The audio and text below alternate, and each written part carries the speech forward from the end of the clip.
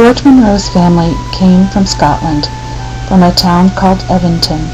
Here's a photograph of the countryside near there. Also, the Novar Arms Hotel.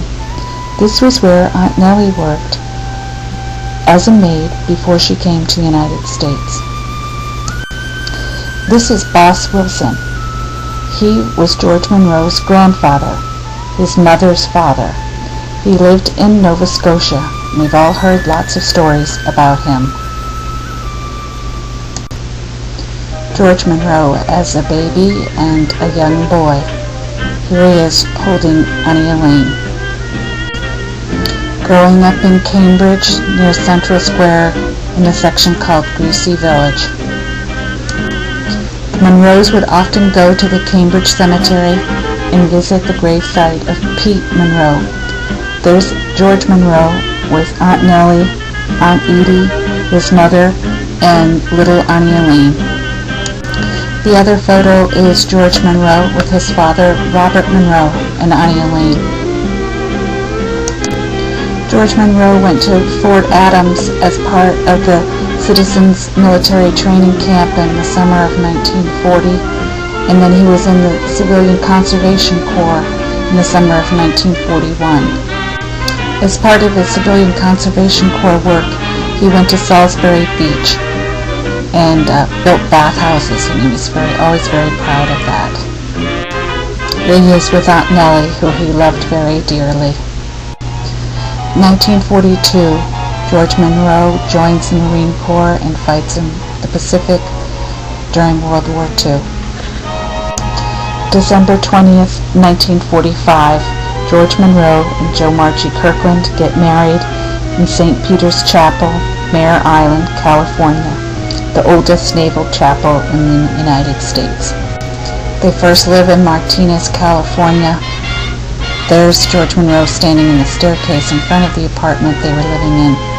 George Munro got a job working at the oil refinery. The young newlyweds visit Texas. George Munro with his mother, father, and his sister.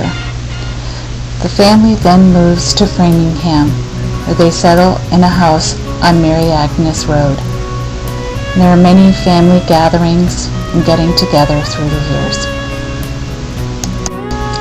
The Mary Agnes chapter of George Munro's life comes to a close, but his life continues on with many family gatherings and getting together and spending Christmases and other holidays.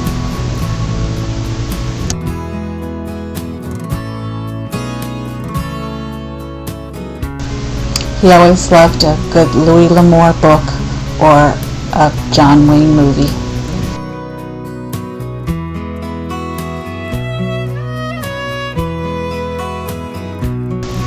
He celebrated his 70th birthday party in 1992.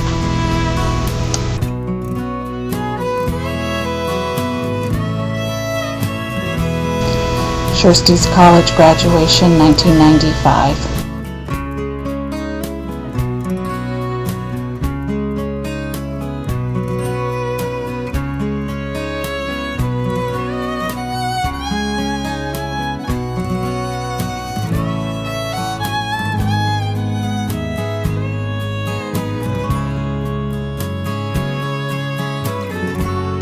He loved his Scottish Terrier Molly, and he loved the Marines, and he loved gardening too.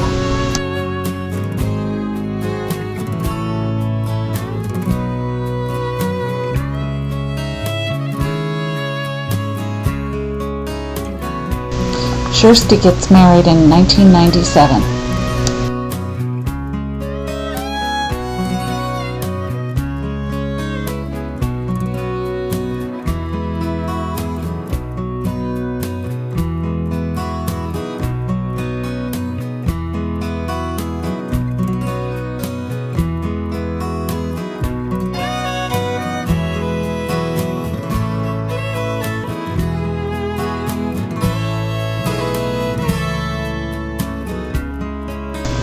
He celebrated his 85th birthday with a big party at Annie Elaine's clubhouse with all the family there.